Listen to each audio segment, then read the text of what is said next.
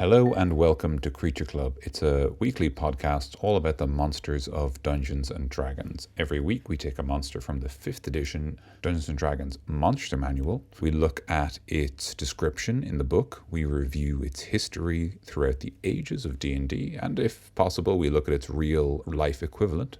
And then we talk about its stats, we talk about how we might use it in encounters, and how we might use it as parts, most of the time, honestly.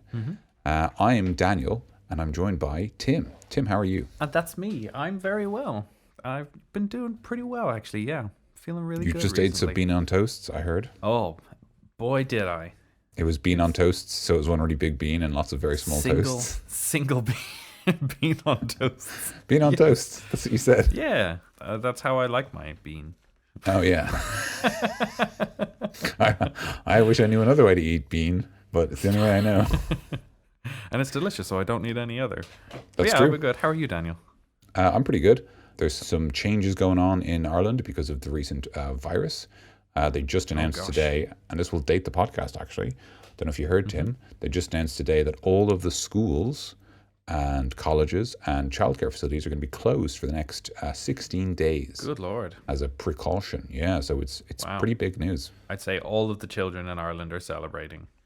I think they are. I think all of the parents in Ireland are panicking. Yeah. And if you are listening to this, it's more likely that you're a parent than a child. So you have my regards. If you're a child, you shouldn't be listening to this. We swear a lot. Yeah, we do. Without your parents' permission, anyway. Yeah, if you have their permission, that's fine. You have to submit the proper paperwork with your parents' signature. Signature, yeah. There's a form on our website. You can check it out. Yes. Tim, what are we doing today other than talking about permission slips? I was slips? about to ask you. But we're going to continue our omnibus through the chromatic enclave of the dragons. Today we are going to be reviewing the slippery little green boy, the green dragon. Yeah. He's the poisonous, manipulative, spooky boy who's not particularly pleasant, as typically the chromatic guys aren't. I do have a small amount of history that I decided to look up before. I missed last week, so all of my notes from last week are still available. So I'm going to do a little bit about Celtic dragons. Cool. Just for the sake of the kind of dragon lore and stuff, since we're going through dragons. So the Celtic dragons, there are 3 primary styles of dragons, which are seen represented throughout the kind of Celtic history. There are the 4-limbed, 2-winged dragons, the kind of classic European/North American dragons. There is the serpentine dragons, which have magical flight. And then there are the serpentine dragons that also have wings, which are kind of like the Quetzalcoatl kind of idea. The serpentine ones are often depicted as Celtic-style knots, which are kind of where a lot of those kind of cool symbols come from. Okay, yeah. That you'll see in tattoos and stuff. Yeah. Or they are representing the serpent eating itself. I can't even remember its name. I can never remember its name. I think it's like Jormungandr. Ouroboros? Yeah, the Ouroboros, the dragon eating itself. Yes. But then there's Jormungandr is the other one as well. But anyway, I think I talked about him last time. They are used as symbols of power, wisdom, and connection to the natural world. So that is a time of kind of classic use for them. Druids believed that their places of rest and their paths of travel through the world were sacred and powerful. And so many of the kind of druid circles would be built in places where they believed dragons came to rest, which includes the famous Stonehenge, supposedly. Is that what they were doing? I thought nobody no actually one knows knew who they were or what they were doing. Exactly. That's the postulation I was exactly about to make. Stonehenge! Stonehenge.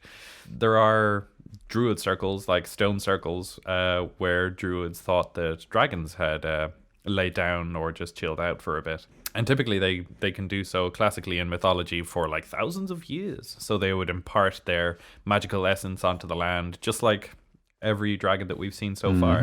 Yeah. I have a couple of famous examples within the Celtic lore. I chose 2, or kind of one that has a couple of other relatives, and then another one which we are a little bit familiar with, but I'll get to him second. Ooh. The first is the Master Store worm of Orcadian folklore, which is the islands of Orkney in north of Scotland. Cool. And the Master Storeworm was a serpent dragon who lived in the sea.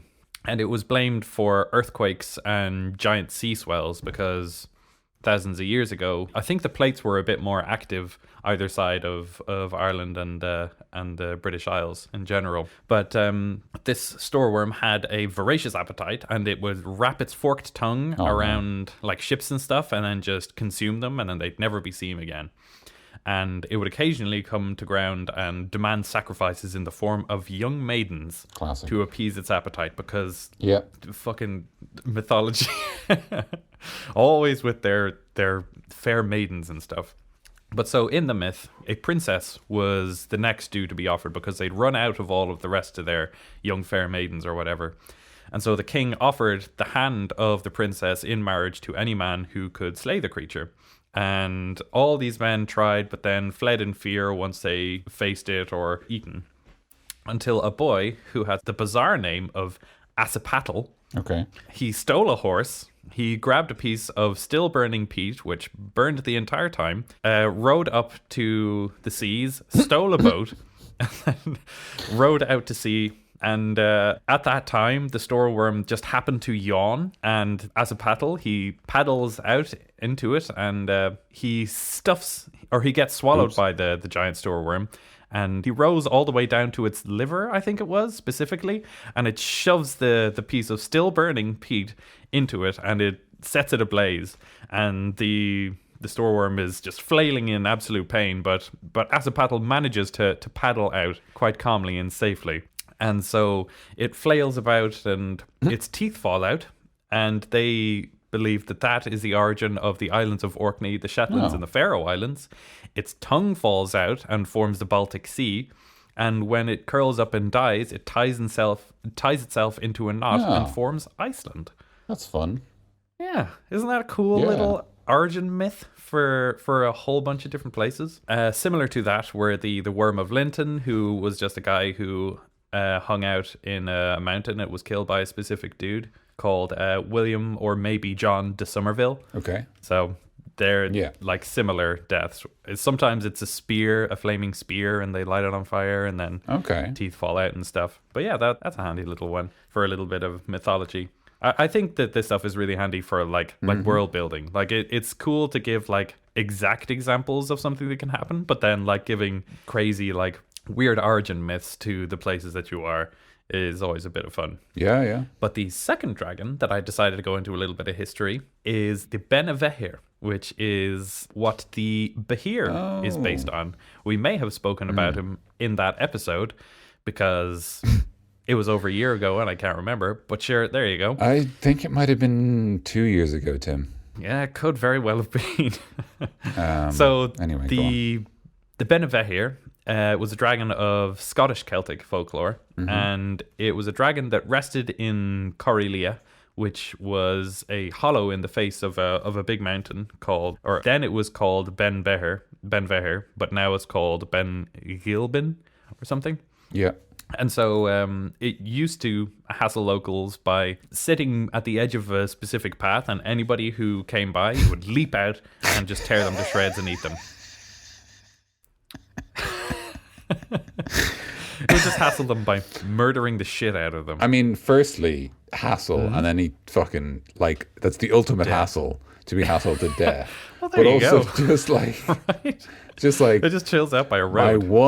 my one path. It's like, fuck, man, I guess I won't go that way. Like, don't go by that path. Yeah. Oh, but lads, it's the shortcut to mushrooms. Oh no, I guess I'll have to walk. I guess I'll have to get another bus or something. Go without mushrooms. So anyway, in the story, this is brilliant. There's a guy called Charles, no surname, and his title is the Skipper or Captain. And so he comes up with this plan. He builds a huge long bridge of barrels that he lashes together, and he shoves a bunch of iron spikes into them. And it goes way, way, way out into the bay. So presumably they use like hundreds of barrels. And at the end of it, he moors up a small boat filled with a bunch of different meats.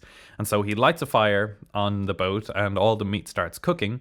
And so Benevere smells it and comes leaping down and then runs out along the barrels, but it starts getting cut up by all of the spikes that are in it. And it crawls its way out and has a pretty hard time. But then it eventually gets to the meat, but it's been so wounded that it can't make its way back. And eventually it dies out at sea of all of these cuts and stuff. Nice, right? There's a little bit of extra lore to it because there's a rock called the Dragon's Rock out around about that same kind of area, which is I feel like it was probably tacked on, but supposedly it had a little wormling that survived, and then that dragon raised some children, and then good old Charles, he found them again. He's back with a vengeance, and so he it's burns like the reverse Jaws. So he burns the children of this dragon. Fucking hell, for what? Dragon, being alive? Yeah, Jesus. For goodness sake. So they existed for so long without anybody knowing about them, and then your man Charles just comes across them and is just like, oh sure, I'll set these on fire. Yeah. And then the son of the famous dragon comes down and is too late to save its wormlings, and so it goes down to the shore and thrashes about and beats its tail against a rock until it dies. Okay. But the beaten rock is known as the Dragon's Rock now, and it's where the House of Bahir is, which is a house in Scotland apparently. Yeah. Or a royal house, or a lordly house or something. But I thought that was a little unnecessary, because it feels like, oh, the legend of the Bahir. But also it had a baby, and then it had babies, but then the babies were killed, and then it got angry and beat up a rock. Oh, yeah. All right.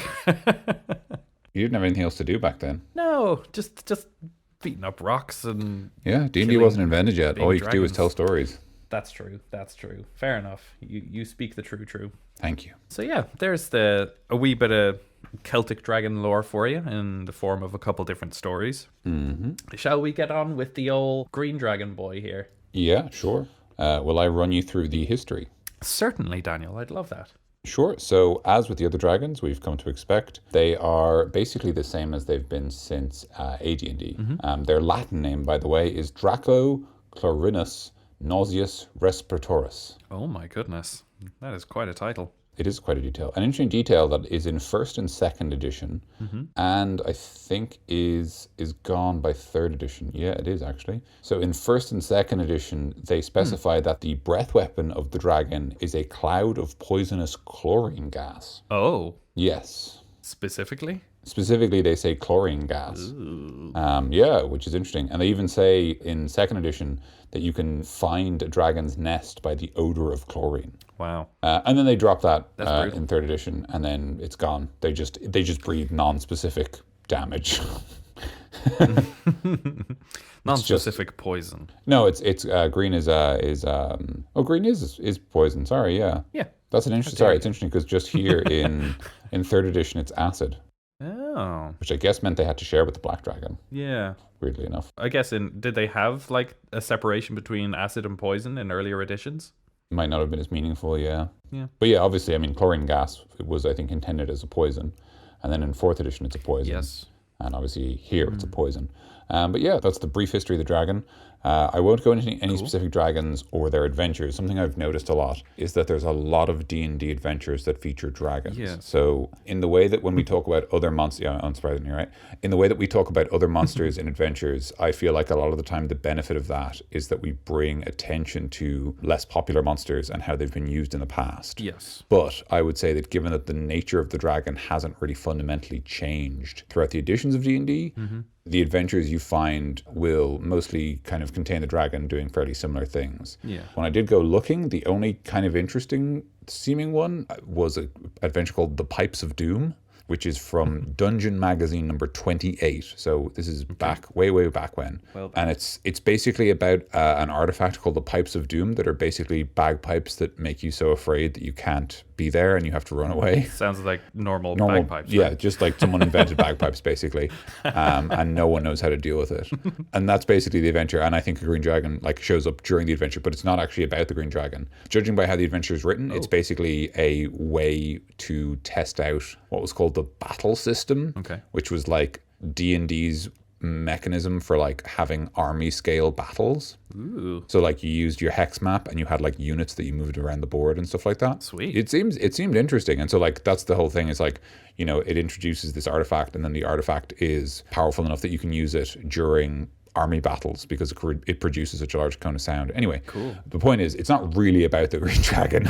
Yeah, I was going to say. So I put it aside, but I did think it was interesting. dragon. And that's probably, to be honest, that's probably an example of an adventure that like has a green dragon in it, but isn't about a green dragon. And in many ways, because dragons are so iconic, I kind of prefer them like that. I prefer them as side characters in other adventures than necessarily main characters. But they're good in both. Anyway, the point is, the green dragon showed up in a story about evil bagpipes, and that's pretty great. Yes, indeed. Indeed it is. Has there been something like that for 5th edition yet? The kind of battle idea? Presumably so.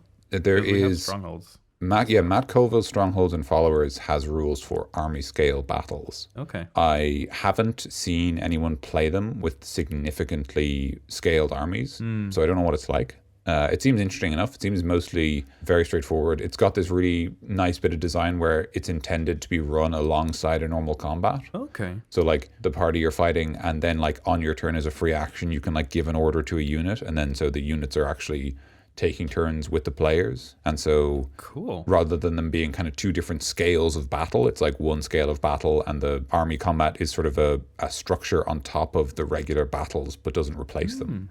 And to me, that seems like the most sensible sort of conclusion, that like you don't stop playing D&D, you play D&D and you're also giving orders. Cool. Rather than like, you know, now you have to flip the board over to the hex map and like welcome to, you know, Lord of the Rings Online or whatever. It's like, wait, what?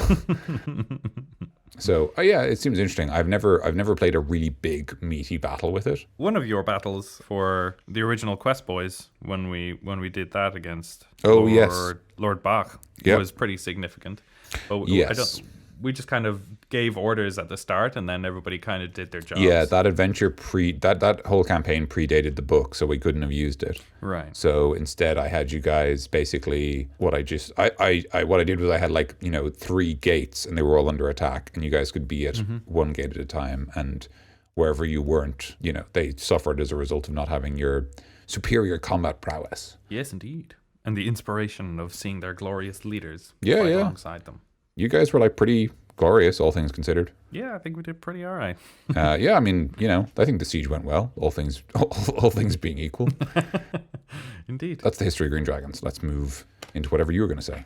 Meat and potatoes. Oh, I was going to say, would you not want to read the bits? Oh, yeah, the bits. Oh, gosh, we have so many bits. Will I quickly read the bits? We'll trade off. We'll just do it as quickly as we can. There is so much written in this for the Green Dragon, presumably because they have so many little adventures. But sure, we'll fly through it. We'll trade off at every single paragraph. All right, we're going to do this fast, so put your belt on. Let's go. Okay. The most cunning and treacherous of true dragons, green dragons use misdirection and trickery to get the upper hand against their enemies. Nasty-tempered and thoroughly evil, they take special pleasure in subverting and corrupting the good-hearted. In the ancient forests they roam, green dragons demonstrate an aggression that is often less about territory than it is about gaining power and wealth with as little effort as possible. A green dragon is recognized by its curved jawline and the crest that begins near its eyes and continues down its spine. Very handsome. Reaching full height. Oh, thank you very much. Reaching full height just behind the skull. A green dragon has no external ears but bears leathery spiked plates that run down the sides of its neck. A wormling. Oh, sorry, I was going to say a wormlings, but it's a wormling green dragon's thin scales are a shade of green so dark as to appear nearly black. As a green dragon ages, its scales grow larger and lighter, turning shades of forest, emerald, and olive green to help it blend with its wooded surroundings. Actually, on that note, I'm going to take us back to A Land Before Time. I see. The movie series? Yes. No, I'm going to take us back to the 2nd edition Monstrous Manual. Okay. Because there's a very interesting passage here that struck me. A hatchling green dragon's scales are thin, very small, and a deep shade of green that appears nearly black. As the dragon ages, the scales grow larger and become lighter, turning shades of forest, emerald, and olive green, which helps it blend in with its wooded surroundings. Well, there you go. Yeah. How about that? Just interesting. Like, yeah, I just thought that was interesting. They obviously were like, oh, that's a good description of it. We'll just take that. Its wings have a dappled pattern, darker near the leading edges and lighter towards the trailing edges. Don't know why you thought I needed to know that, but thanks. Like, there's a lot of writing here, and I just feel like if I'm a DM and I'm like, okay, what's a green dragon? Like, it's like, man, you really wanted to tell me a lot about green dragons. You sure did. A green dragon's legs are longer in relation to its body than with any other dragon. Again, like, okay, enabling it to easily pass over underbrush and forest debris when it walks. With its equally long neck, an older green dragon can peer over the tops of trees without rearing up. Like, cool. Yeah, like I would have assumed that any dragon could do that because they're fucking massive lizard creatures. Huge. Like, they can just, like, yeah, cool. Like, you want to use your imagination to create a green dragon? No, you mustn't. Use my dragon. This is the best green dragon. This is we tested it among audiences. Young audiences between 18 and 25 and 25 to 35, and this just came out on top for every single one. Yeah. Anyway. Capricious hunters. A green dragon hunts by patrolling its forest territory from the air and the ground. It eats any creatures it can see and will consume shrubs and small trees when hungry enough. But its favorite prey is elves. Alrighty. Green dragons are consummate liars and masters of double talk. They favor intimidation of lesser creatures, but employ a more subtle manipulation when dealing with other dragons. A green dragon attacks animals and monsters with no provocation, especially when dealing with potential threats to its territory. When dealing with sentient creatures, a green dragon demonstrates a lust for power that rivals its draconic desire for treasure, and it is always on the lookout for creatures that can help it further its ambitions. A green dragon stalks its victims as it plans its assault, sometimes shadowing creatures for days. If a target is weak, the dragon enjoys the terror its appearance evokes before it attacks. It never slays all its foes, preferring to use intimidation to establish control over its survivors. It then learns what it can about other creatures' activities near its territory, and about any treasure to be found nearby. Green dragons occasionally release prisoners if they can be ransomed. Otherwise, a creature must prove its value to the dragon daily, or die. Oh, no. That's reasonable. Yeah, I mean, that's basically, a job. If I'm a dragon and somebody's not pulling their weight, yeah, they're out of there. I mean, everyone's pulling their weight. Everyone except you is pulling their weight. It's only fair. Mm-hmm. It's not fair on everyone else. If somebody's consistently bringing me treasure and I'm a green dragon, Shantae, you stay. Yeah. Manipulative schemers. A wily and subtle creature, a green dragon bends other creatures to its will by assessing and playing off their deepest desires. Any creature foolish enough to attempt to subdue a green dragon eventually realizes that the creature is only pretending to serve while it assesses its would-be master. When manipulating other creatures, green dragons are honey-tongued, smooth, and sophisticated. Among their own kind, they are loud, crass, and rude, especially when dealing with dragons of the same age and status. Well, there you go. That's an interesting little turnaround. So you could probably turn other dragons against a green dragon because they're just rude and just giant dickheads. Yeah. It's like, what's your deal? Why are you being such a dick? Conflict and corruption. Green dragons sometimes clash with other dragons over territory where forest crosses over into other terrain. A green dragon typically pretends to back down only to wait and watch, sometimes for decades, for the chance to slay the other dragon, then claim its lair and hoard. Green dragons accept the servitude of sentient creatures such as goblinoids, ettercaps, ettins, kobolds, orcs, and yuan-ti. They also delight in corrupting and bending elves to their will. A green dragon sometimes racks its minion's mind with fear to the point of insanity, with the fog that spreads throughout its forest reflecting those minions' tortured dreams. Oh boy, that's pretty intense. Spooky. Spookin'. Living treasures. A green dragon's favored treasures are the sentient creatures it bends to its will, including significant figures such as popular heroes, well-known sages, and renowned bards. Among material treasures, a green dragon favors emeralds, wood carvings, musical instruments, and sculptures of humanoid subjects. Oh, interesting. It just decides that those are the treasures that it likes. Yeah, sure, why not? That's strange. Wood carvings is weird. Like, you'll just dissolve them if you put them even near you, because you're leaking poison everywhere. Poison everywhere. Yes, we'll do the layer later. Before we go to meat and potatoes, Tim, there is a section in a little note on the second page within the layer actions. Would you like to read that? Ooh. I see an ancient elf king, his majesty long since faded, slumped and half asleep in his throne. a green dragon whispers in the king's ear, corrupting and twisting the king's dreams. This dragon's name is Cyan Bloodbane, Oh no. and he means the destruction of us all. I did that as a dragon voice, but it turns out it was actually just a Sylvanesti seer called Pelios of Urgoth. Alas. But sure, there you go. Alas, 'twas not to be. Now, let's go meet these potatoes. Hello, I'm Mr. Potato. Welcome to the show, Mr. Potato. How do you feel about green dragons? I'm a big fan. They're my favorite color. Good, great, good, nice, awesome, great, nice, awesome.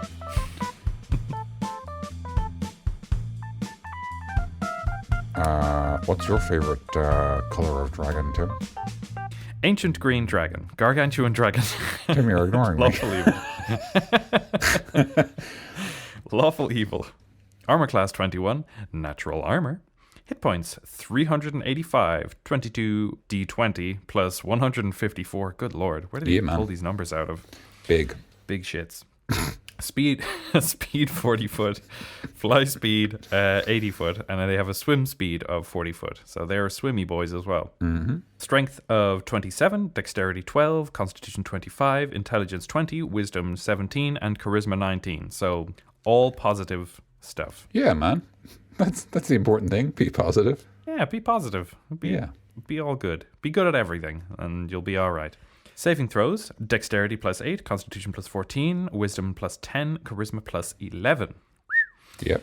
It is skilled in deception for a plus 11, insight for a plus 10, perception for a plus 17, persuasion for a plus 11, and stealth for a plus 8. So it's got quite a myriad of skills that it is quite good at. It is immune to the poison condition, and it's immune to the poison damage as well. Yeah, man. It has 60 foot blind sight, a dark vision up to 120 feet, and a passive perception of 27. It speaks Common and Draconic, and is a challenge rating 22, which is 41,000 XP. Experience Points. Nice. pints. Mine says 30,000 again, but that's fine. Oh boy. My Whatever. book is so much more generous. Yeah, your book's way more. I want to use your when book. you're This at like fucking God sucks. tier. Tim keeps leveling up and I don't. This is bullshit. Aw. Yeah, whatever. Yeah, just get good. When I'm literally, I just paid for a better book. You just pay for a better monster annual. Yeah. You should have paid for the collector's edition. You should have pre-ordered it. It has a couple of abilities here. It has the amphibious ability. The dragon can breathe air and water. It has 3 legendary resistances per day, meaning if the dragon fails a saving throw, it can choose to succeed instead, just like every other dragon I'm pretty sure we're going to come across in this ancient category. Just like all the big boys. Mm-hmm. You're playing with the big boys now. Actions. Multi-attack. The dragon can use its frightful presence. It then makes 3 attacks, 1 with its bite and 2 with its claws. The bite is what we've come to expect. 15-foot reach. Big bonus to hit. Plus 15 if it matters. And then damage is 2d10 plus 8 piercing plus another 3d6 poison damage. Is it always 3d6 of the elemental type? Will you go back and check? I just went to look, and the black dragon is 2d8 acid. Okay, interesting. And the blue dragon is 2d10 lightning. That is interesting. I wonder why. I wonder what that's based on. Yeah. Is it maybe that they all... No, because I presume they all deal d10s, 2d10 for a bite. Yes. And probably then just plus their strength mod. Mm-hmm. So then, yeah, the only variant in the damage is the type of damage. The damage type. Yeah, so that's interesting. Because what's especially interesting immediately, and I will keep reading these, but is that it's 3d6, which is, as opposed to 2d8, is better. It has a generally higher average. 2d8 is 9. 2d8 is 9. So it's a higher average by 1, and it's got a higher top end and a better low end. But also, poison is like the either weakest or second weakest damage type. I can't remember which is which. It's either fire or poison is the weakest damage type. I think it's poison is the weakest and fire is the second weakest. Whoa. So it's interesting that poison doesn't get more of a bonus to compensate for that. Although there is the poisoned condition comes along with quite a bit of poison stuff. Yes, although this dragon cannot actually poison you. Not immediately, right? So it can deal poison damage with its bites. All right, we'll just go through these very quickly. Okay. It's got its claw, which is plus 15 to hit. So all of its attacks are plus 15 to hit, unsurprisingly.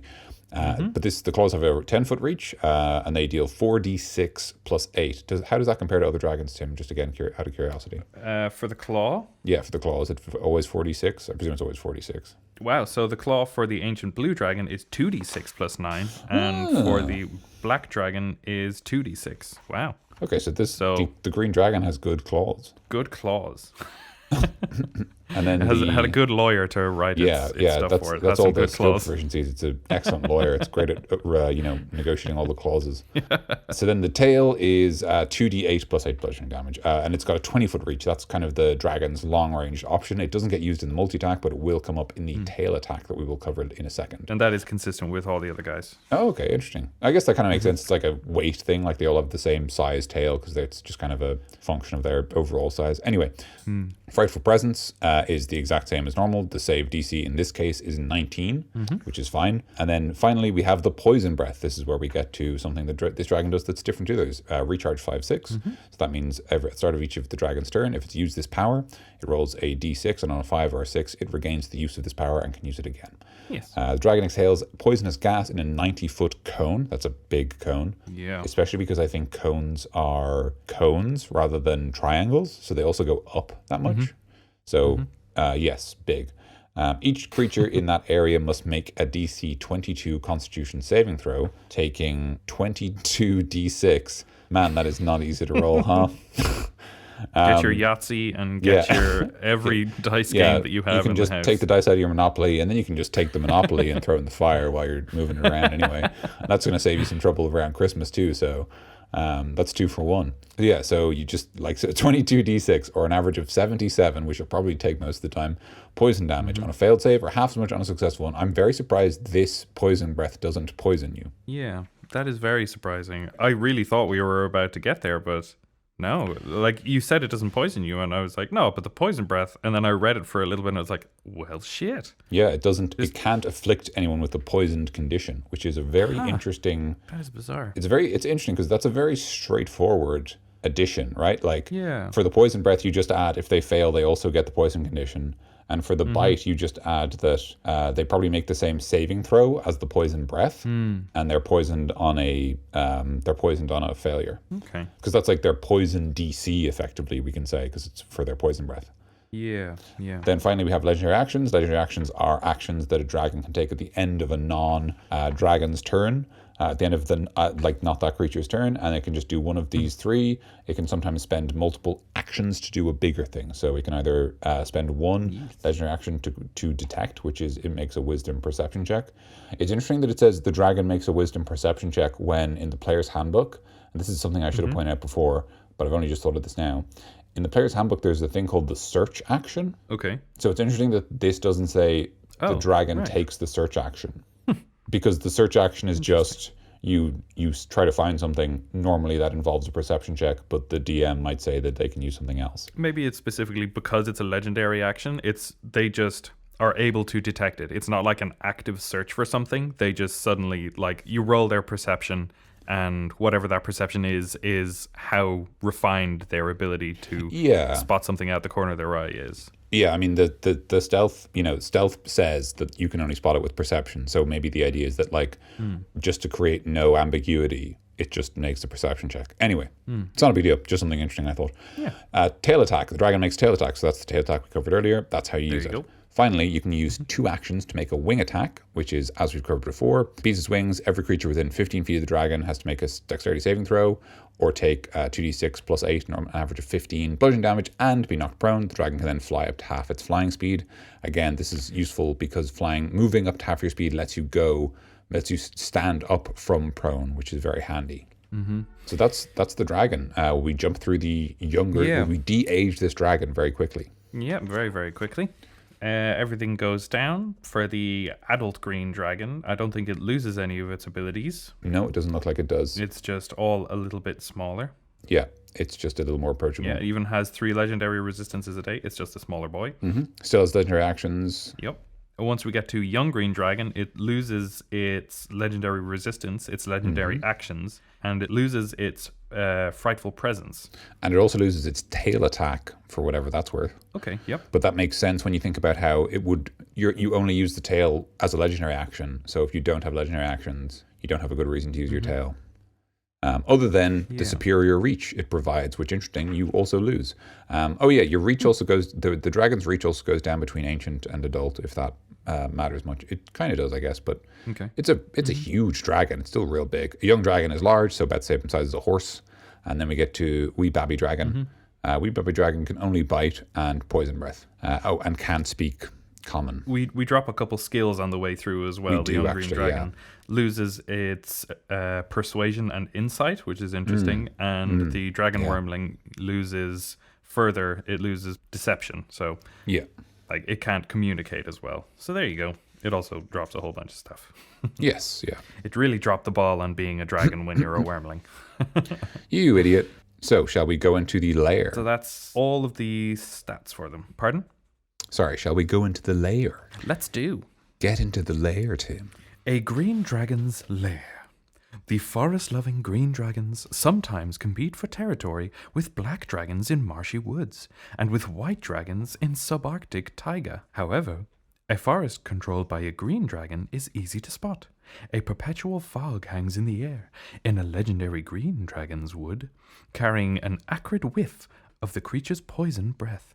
The moss-covered trees grow close together except where winding pathways trace their way like a maze into the heart of the forest. That was a little bit wordy. The light that reaches the forest floor carries an emerald green cast, with every sound seems muffled.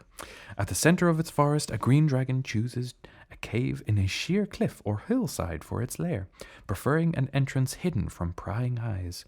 Some seek out cave mouths concealed behind waterfalls or partly submerged caverns that can be accessed through lakes or streams. Others conceal the entrances to their lairs with vegetation. Funny that for the green dragon, they give it a swim speed and they give it the option for like concealed entrances under the water, but for the blue dragon they didn't give it a swim speed, and they also said that it occasionally has coastal stuff. I tweeted that at the podcast in my little rant Nice section. Fucking get him, Tim. I did it. I beat them. I beat Dungeons and Dragons. Take that, Wizards of the Coast. If you're Wizards of the Coast, why do you hate blue dragons? Anyway. Layer actions. Will I jump into these, Tim? Go for it. On initiative count 20, losing initiative ties. If anyone's interested, when I'm tracking initiative, I always track layers as 19.9 instead of 20 to make it easier to sort them. On initiative count 20, losing initiative ties, the dragon takes a layer action to cause one of the following effects. The dragon can't use the same effect 2 rounds in a row. The first effect is grasping roots and vines erupt in a 20-foot radius centered on a point on the ground that the dragon can see within 120 feet of it. That area becomes difficult terrain, and each creature there must succeed on a DC 15 strength saving throw or be restrained by the roots and vines. A creature can be freed if it or another creature takes an action to make a DC 15 strength check and succeeds. The root and vines wilt away when the dragon uses this layer action again, or when the dragon dies. This is sort of the entangle spell, I think, basically. Yeah, basically. That would be pretty handy against your old backline. The old wizards and stuff are going to be tangled up in this and then struggling. Yeah, restrain them so they can't do anything. The DC 15 is going to hit them particularly hard. Then you hit them with the breaths. Oh wait, no, the breath is con-based. Never mind. I guess you can do it anyway. I guess you can still position. What's interesting, actually, one very brief thing. A creature can be freed if it or another creature takes an action to make a DC 15 strength check and succeeds. You could word that as a creature can be freed if it or another creature succeeds on a DC 15 strength check, which they take as an action. It's interesting that it says makes a DC 15 strength check and succeeds. You can just say, like, yeah, it's just interesting. It's an interesting, like, almost like If it succeeds, like bit of wording a DC where you have to 15. specify that they have to succeed the saving throw. Like rather than simply saying that like they escape if they succeed, you say if they make an action. I think it might be to do with the wording of another creature taking an action. Yeah. Just interesting, like little linguistic tricks like this. Yeah, I think it's just adding to your abilities that you can take as an action. It's like, as an action, you can also do this on top of your usual list of, attack, dash, all that jazz. Yeah, I mean, like I always think stuff like this is kind of weird because, like it says, takes an action to make a DC 15 strength check and succeeds. It's like, it's being gripped by like roots and vines. It's like, can I not just hit it with my sword, or like can I cast firebolt or use like fire magic to cause it to wilt, or like can I use like spells like blight that specifically destroy terrain? Can I use them? Like, fair enough. I always think stuff like that's interesting. Where like it's almost like you could, if you said a creature can be freed if it or another creature takes an action to free it. If you just didn't have a check, the assumption would be your character does whatever is logical to free the character, right? Like, so like if they're a spellcaster, maybe they use magic, or like if they're a ranger, they might like try to whisper to the roots to unwind themselves or something like And that. if you're up against an ancient green dragon, you're going to be like, it's challenge rating 22. So at that point, your wizard is going to be like, can I use this dagger that is forged from the heart of a sun that can cut through anything to cut through these vines? You're like, no. DC 15 strength check. No, strength check only. Sorry, boss. There you go. Yeah, I mean, like it's a small thing. Obviously, like, all of these things are at the DM's discretion. Yeah, but I always certainly. think stuff like this is interesting where it says, here's a solution to the problem. And it sort of like, it always reminds me of like the notion that like, in many ways, the most interesting thing you can do as a DM is just present the players with a problem. Yeah. And like let them create the solution, because like whatever they come up with is often going to be interesting at the very least. And they will feel clever for having solved a problem. Yeah. And they don't have to know that you didn't have a solution, because it doesn't matter. It's certainly one way to kind of, like, I feel like if an experienced DM was trying to build a lair, this kind of stuff would be cool. But then, maybe you and I would battle between why would they give us specifically this when we can do all of the rest of this stuff. But I feel like somebody having just started DMing would take this and be like, okay, this is a consistent thing that I can tell them that they can do.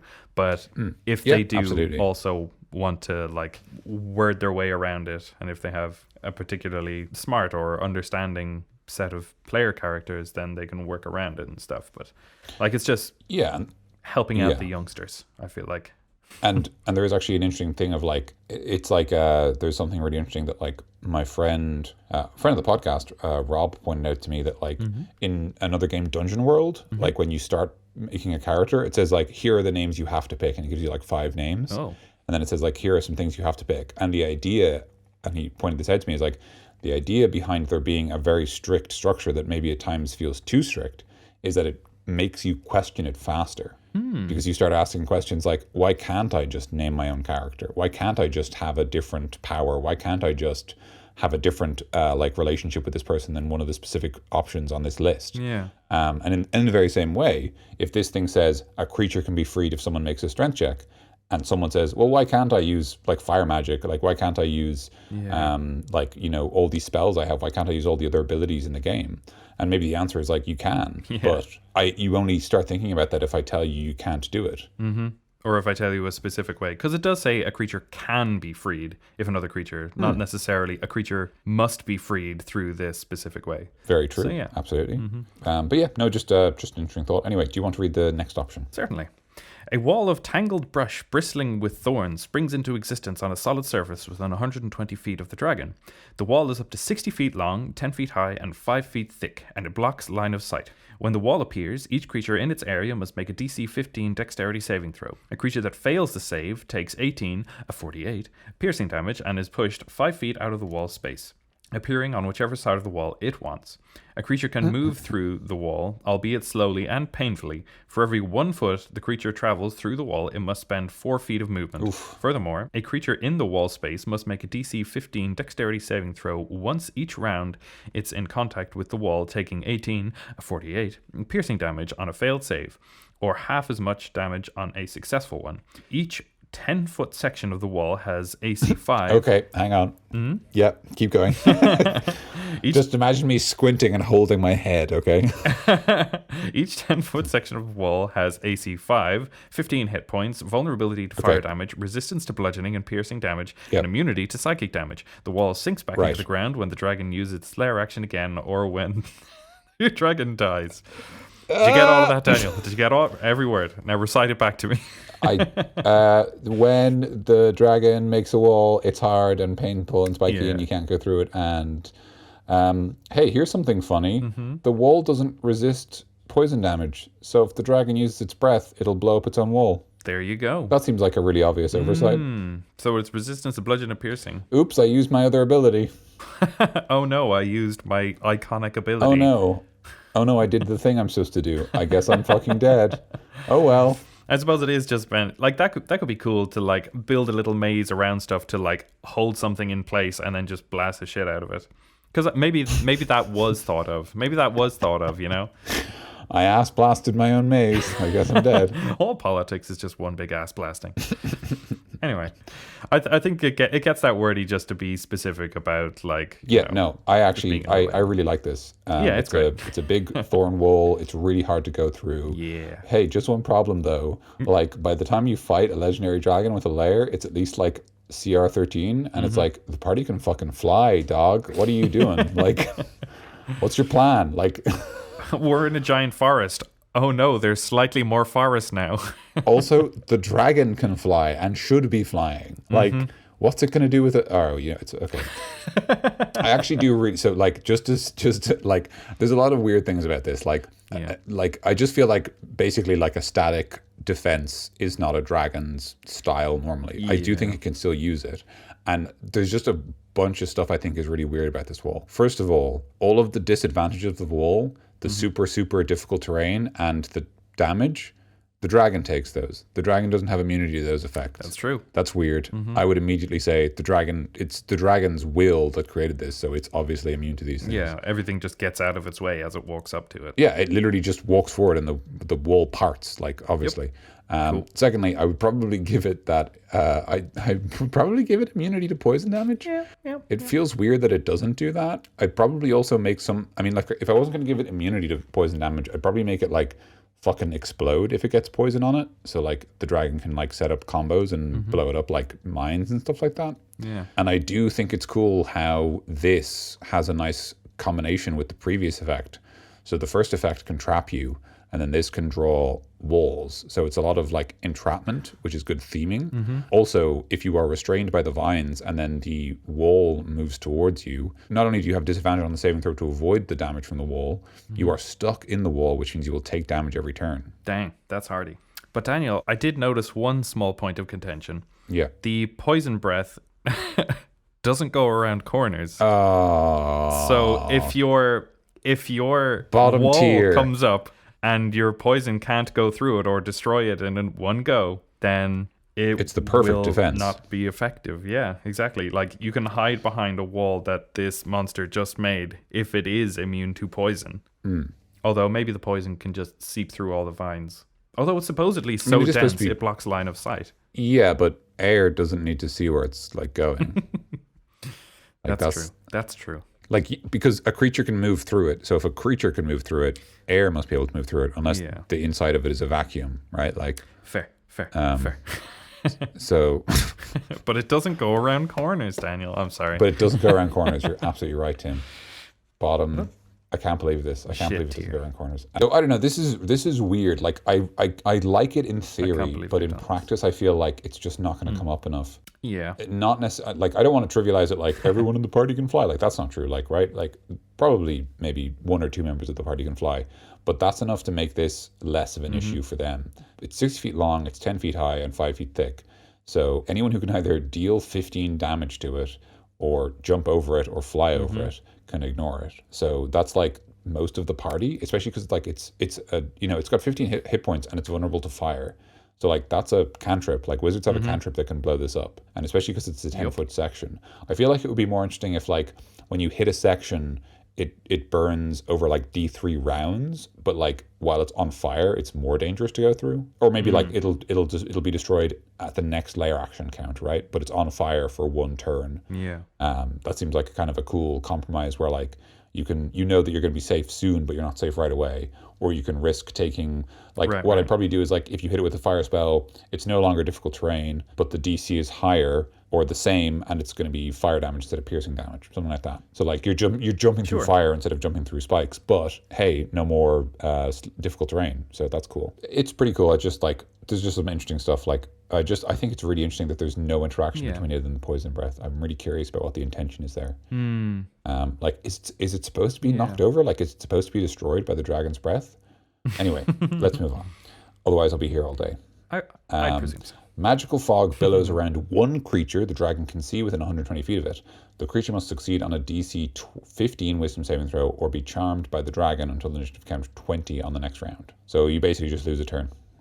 So you just can't attack it. It's not like he can tell you to attack. Like, charmed condition is really not all that great. You just have... So charmed is you see the question as a friend, and you don't want to harm them. I think you might even have, like... They have advantage on, like, persuasion checks and stuff like that. So that's weird because, like, rules as written, the charmed condition on its own can't force you to do anything.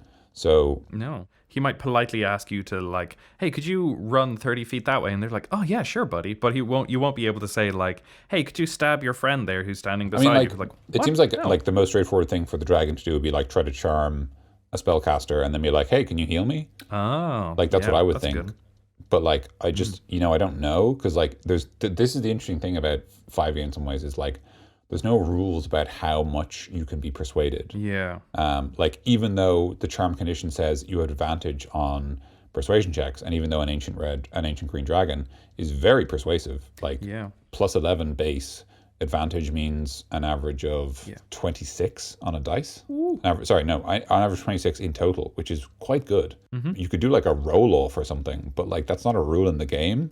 And, like, you don't want your player to feel bad because they failed a saving throw, like... No. So, I don't know. Yeah, it's just weird. Like, in all honesty, this effect is kind of my least favorite. Yeah. But it's not because of the effect. It's because, unlike the other two, where there's a lot of mechanical ramifications, this lair action is more like... It creates a very soft mechanical ramification and then a lot of narrative ramifications. But, like, that's very subjective. Yeah. And when you consider that, like, the purpose of lair actions in many ways is to just give the dragon more power in a fight because it needs them, because it has so many fewer turns than the party. Yeah. It just feels weird. It doesn't depend on the dragon. Like, the dragon is kind of the effect going on, but the DC is 15. Yeah. Regardless of the dragon, the DC is 15. So, like, an ancient green dragon, wisdom +3 with proficiency of +6 or something, +7 would be +10. So that would be a DC 20.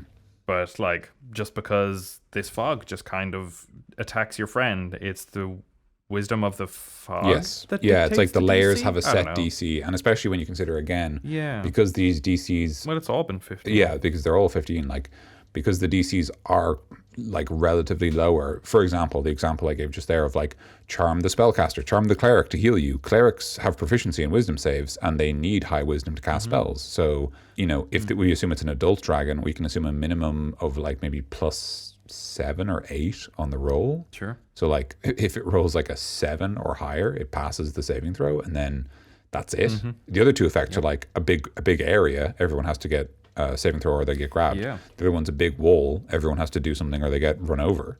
And even if they get out of the way, then it's really difficult terrain. And then this one's just like you try to charm one PC and there's no rules mechanically. One character smiles at you for 6 seconds and then it's suddenly like, why the fuck am I doing this? And then it's suddenly like, wait a minute. Like, and you can't make them do anything because the rules of the game do not say that that's how charm works. Like, if you were dominated, if you were controlled by the dragon for a round, that would create more mechanical ramifications. Yes. Yeah, it would be very significant. You can understand why it isn't the case, because, you know, if the wizard's sandbagging a spell, then the dragon's like, great, I'm just going to use your 8th level slot and cast Fireball at your friends. You lose.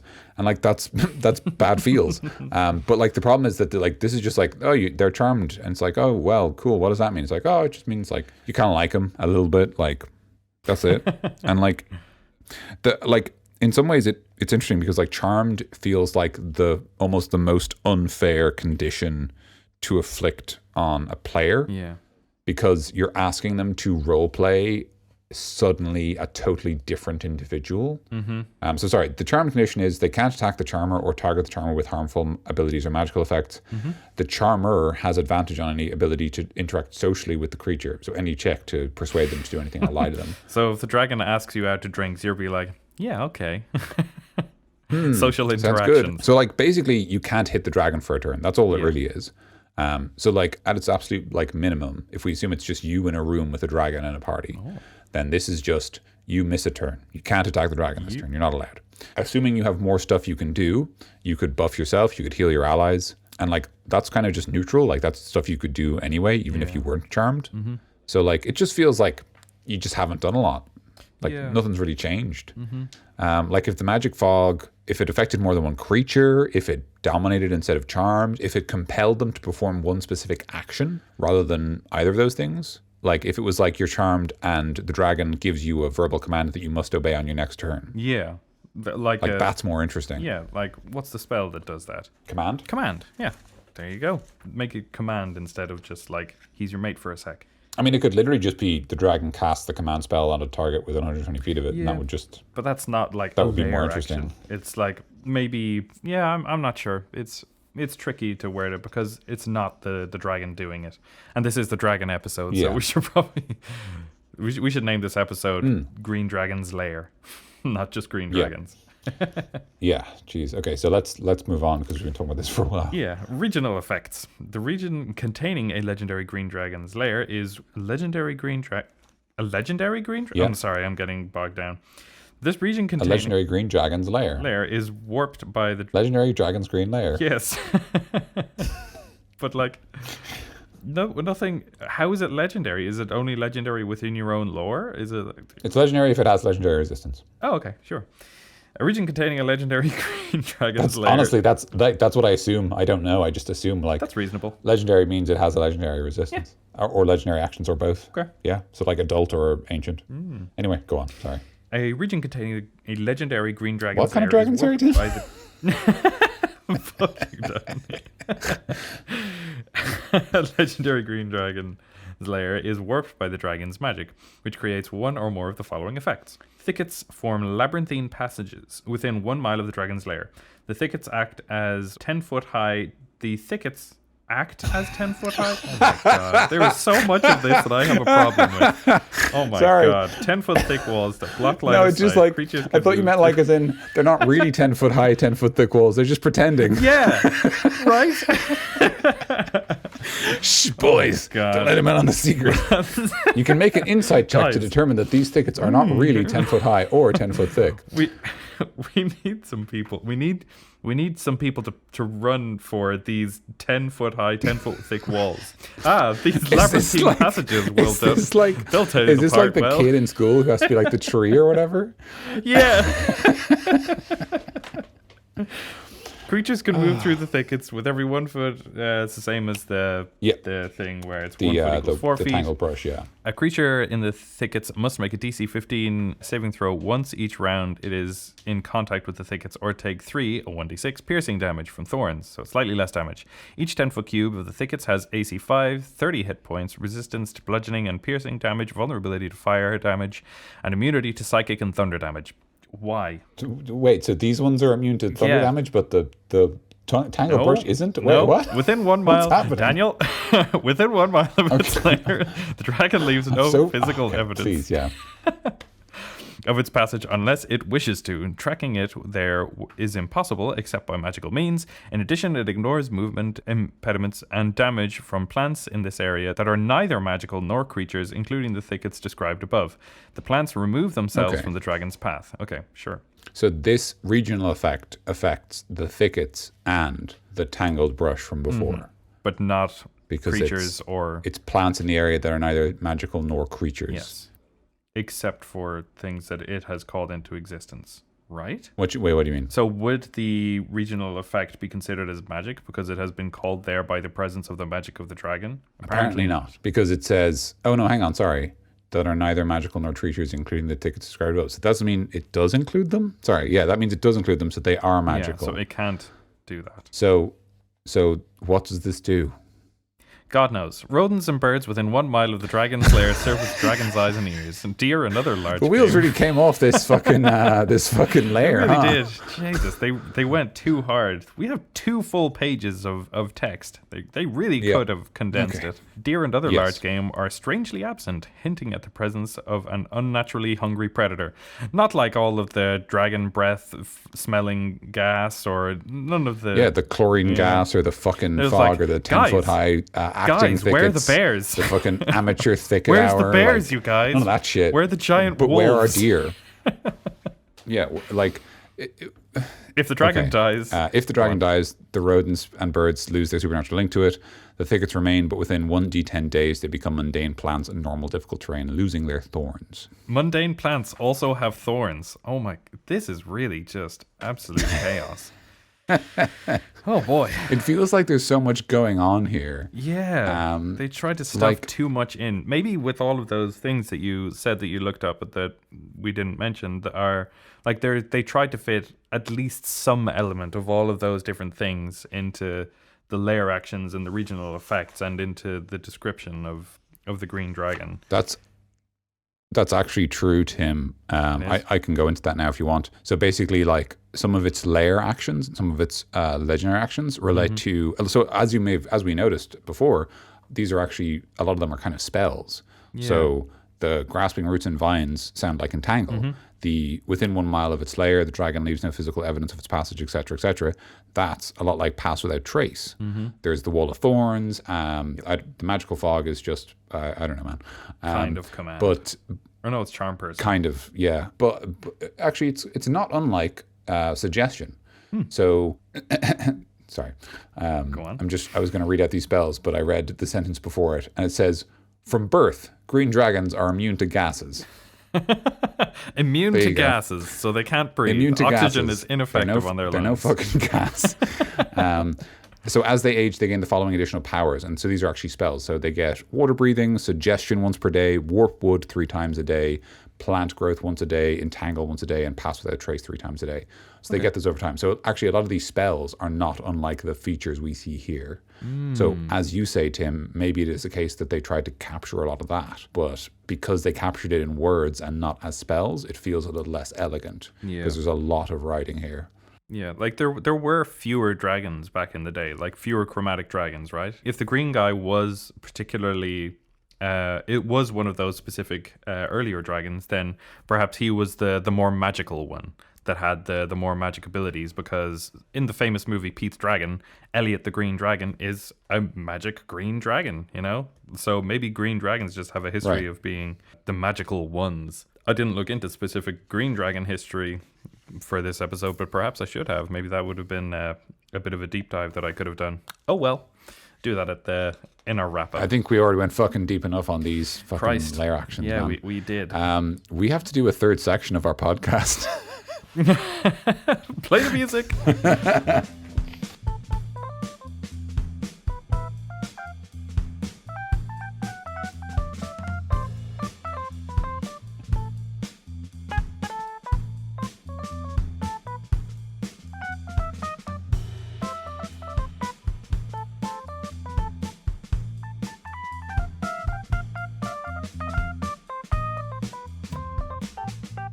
Oh, okay. We are out of the fucking thicket and into the fire. Yep. What do you think, Tim? Oh boy, I think boy. that the magical forest is pretty cool. I like that as a specific thing. I don't know if I would have them be as ambitious as the description has them be. I'd probably make a green dragon kind of a loner in this magical forest where nobody ever goes because they know there's a green dragon there.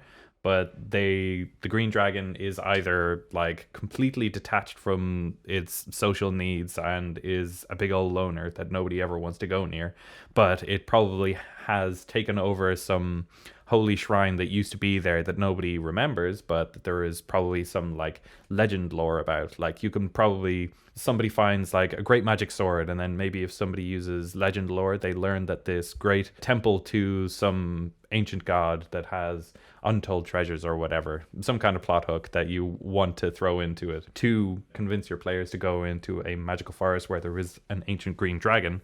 And later parts of the game, that's probably how I'd go about it. Like I wouldn't have him be his big power hungry self. He'd just be this lonely dragon that has been there since forever, but that is guarding this place and is happy where he is, maybe drinking off the power that is still present within whatever ancient temple or ziggurat or whatever is there. Cool. Yeah. What about you, Daniel? Overall, I like it. I still think, I'll be totally frank, I think the green dragon is the one I've had the most problem with so far, if that wasn't already obvious from the way this episode has gone. Firstly, there's no ability either on the green dragon's text itself or its layer actions or its regional effects that poison the players. That seems like a total missed opportunity and really obvious. It's the poison dragon. Like each of the dragon gets a thing. Like this is the poison dragon. So the fact that it literally has no mechanism, look at the rules. There is no way for a green dragon to ever poison a player. Yeah. It doesn't matter what level they are. It doesn't matter what they're, how powerful they are, how many advantages or whatever they have. They cannot make the player tick the box on the character sheet that says poisoned. And to me, that seems like really obvious. Like even poison damage in itself is, in its concept, it is you have been infected with something that is attacking your body from like within itself. To suggest that it only lasts for 6 seconds and then immediately goes away. It like attacks your system and then makes you either like explode with this green goop or something, and then immediately leaves your system, or like you have such an incredible immune system even against an ancient green dragon's breath. It's a bit bizarre that it can't like that would be a great thing. Like maybe have the magical fog poison the characters and not make them your mate for half a second. I feel like that is an opportunity. That's probably what I would do with that. Not just have it be able to invite them to play checkers tomorrow. Yeah, I think that'd be a good fix. I think also you could change the layer action to... So basically what I think you could do instead is you could make every ability the dragon has, like base the breath, probably the layer actions, they all have a chance of making you poisoned. And then its cloud of charm is a cloud of compulsion, but it only works if you're poisoned. Yeah. So the idea that the dragon is not only poisoning your body, but your mind. And so now you're like, compelled to act as it sees fit. That's cool. That seems like a kind of a cool like 1-2 punch, especially like if you have it happen early in the fight and the players know if we're poisoned, we're vulnerable to this effect, because obviously a lot of high level players can be immune to poison, or poison can be kind of trivial to them. So making it more of a threat by saying like, if you're poisoned, this other thing might happen to you. That seems like a cool way to up the stakes slightly without like just sort of hurting the players more without or whatever. Breaking the game. like, Without making the green dragon overpowered. Yeah, without twisting any of the dials too much. Just say whenever the dragon deals poison damage to you, it also has you also make a saving throw or you're poisoned. And whenever you take damage from the layer actions, you make a saving throw or you're poisoned. And then if you are poisoned as a layer action, it can magically compel you to perform one action or whatever, and that kind of thing. Just like very straightforward. Yep. Sense to me. But like not like long-term domination, just like it can make you do, like basically it speaks a thing. It maybe just is the command spell, but maybe it's something else. Like it's alternatively, if you wanted to make it easier to use, higher command. It could be command, but it could say it's command, but if the creature is poisoned, it has a disadvantage on the saving throw. So again, reinforce the notion that it's kind of poisoning your body and mind, but it can always be used. It's always very straightforward. It's a level 1 spell. Cool, fine. Yeah. But like sometimes it's much more likely to succeed, and that's pretty useful. Like maybe the time it's more likely to succeed, the dragon will specifically use it to try and undermine the party in some clever way, because it's pretty smart. It's got like a really high intelligence score. Like it knows what's going on. So Yup, that all makes sense to me. Thank you. In terms of how I'd use the dragon, I actually really like the hook provided in the little bit of text.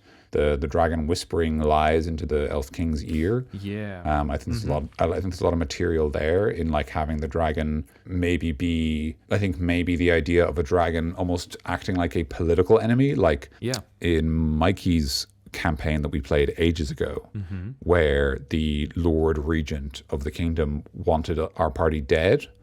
And so they kept sending us on suicide missions, and we just kept doing them, and then everyone died except my character Kez, because he was a barbarian, so he just survived and came back and was like, "What's up? Can I have another job?" Which was like pretty fun to play. Just play someone who's totally oblivious and is like, "Yeah, cool, another suicide mission, excellent." but like that idea of like the dragon is already in the good books with the king. Yeah. So like even if you know that they're bad news, no one believes you, and so you have to kind of prove it. But you know, the green dragon, because he has the king's ear, is able to like basically send you on suicide missions, you know, and turn every act of rebellion and everything you try to do to undermine the dragon, they're able to use as a sort of mechanism to make the kingdom dislike you more. And so maybe you become, you know, increasingly ostracized. You become increasingly ostracized as you act. Yeah. Like ever trying to free the king from the green dragon's grasp, but like, you know, maybe it's sort of a thankless task. That could be kind of interesting. That's quite similar to in Critical Role in the first season with Vox Machina. There was a character called the Seeker Asum who was on the council of Taldore, which is the big one in Iman. He was basically the like secret keeper, but it turned out that spoilers, he was a green dragon. He was known as Raishan, the diseased deceiver, which is a fun little one. I enjoyed that. And he was a green dragon. As a humanoid, he served the king and was the secret keeper. And so he was basically in control of a huge amount of secret information. So he definitely had the ear of the king. And then when Thordak, the big red dragon, formed the Chroma Conclave, which is a bunch of dragons, he was a green dragon, and he was this great deceiver, essentially. Like he was all of that. He was all that. Because I'm hot and you're not. I think they are cool by themselves. Yeah, man. I think that with regards to Green Dragon, they are very cool, and they are definitely one of the more interesting ones to go for like a political campaign, as we have mentioned. But I think that with their entry in the monster manual, they just got a bit bogged down with fan service, essentially, for the people who knew Green Dragons before 5th edition. They're just serving them like, oh, here's this green dragon. You know what a green dragon is? Yeah, and here's the spells it can do. Congratulations. And yeah. You know what to expect. Yeah, I know what you mean. In the sense that a lot of 5th edition design is kind of a deliberate callback to previous editions especially before 4th edition. This almost did that too much. Yeah. And now it's kind of paying the price. Yeah, okay, that's a really interesting way to look at it, Tim. Thanks. That's a really good point. I hadn't thought of that, but you might be dead right. But yeah, I mean, like, to be honest, I'm so deep in the paint as such when it comes to like D&D and 5th edition that like I probably would never run a dragon out of the box unless they weren't important. Yeah. If that makes sense. Yeah, like you wouldn't run a campaign just specifically built around one dragon. Like even that campaign I mentioned there of like a political one, I wouldn't use the dragon from the monster manual. I might use it as a basis. Yeah. But like on a very fundamental level, I think dragons should be a lot more magical than they are in the 5th edition book. Certainly. I understand why they aren't. We've talked about that before. But I think they should be a lot more magical.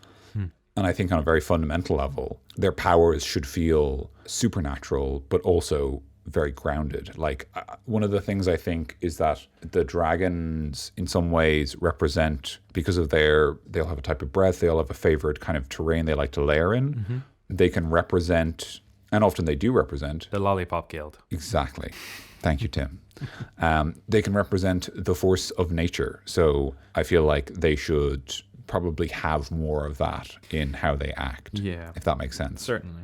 Like I think that all of us on the podcast are looking a little deeper than the surface level that we're presented with when it comes to monsters. Certainly I use some of them just as like stat blocks for motivation within the world. Like I'll twist them a little bit to show that something weird is going on typically. But I think it's most of the fun that comes from the monster manual for us, I think, is reading this, finding a basis, and then putting our own little twist on it, which is what this entire show is about. Indeed. Hi, welcome to Creature Club. Hello. You're very late. And obviously, like, the other thing is that you can use the base dragon, because one of the easiest way to add complexity to any fight is to just add more monsters. Yeah. So use the base dragon and then give them a couple of minions, because it even mentions their favorite kind of minions, so then use some of them. Yeah, goblins, ettercaps, ettins, kobolds, orcs, and yuan ti specifically. Yes, exactly. But it likes bending elves to their will for some reason. Yeah, just, who knows? Well, yeah. Shall we wrap it up there at an hour and a half? Yeah, I think we should. Yes. Thank you all so much for listening to this episode of Creature Club and the 4th installment in our Dragons Omnibus. Yes. If you include the intro, Yes. it's the 4th episode. Yeah. Do please subscribe to us on our RSS feed, or you can follow us on Spotify, or you can subscribe on iTunes or Stitcher. I think there's various different ways that you can find us. Mm-hmm. Just let us know you're there, please. Sorry. Just how far into, never mind. Sorry. You can follow us on Twitter at Creature Club Pod. You can email us creatureclubpodcast@gmail.com. You can contact us through the forum. Please send us your homebrew, whether it's a fully fledged idea that you just want to throw at us, or if it's just a concept that you want us to play around with. Please do so. We're planning another one eventually. We've been saying that for months, but we haven't got around to it. But we are definitely working on one. You can follow us all individually on Twitter also. You'll find us in the threads of almost every single tweet that we make. And talking absolute shite. I think that's about it. Is that it? Sounds like that's everything. All right, cool. Thanks again. I have been Tim. And I've been Dan. Remain at a suboptimal temperature. Freeze. Stop right there. Freeze for the skies. Make it snow. Make it snow.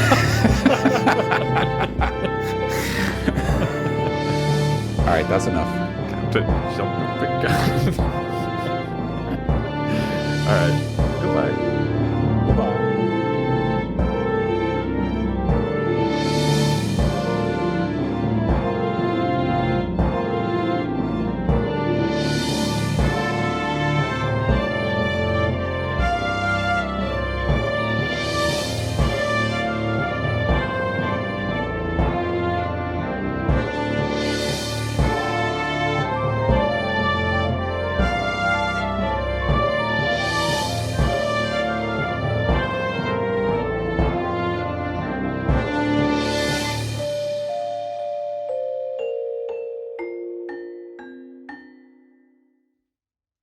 Exactly. Precisely.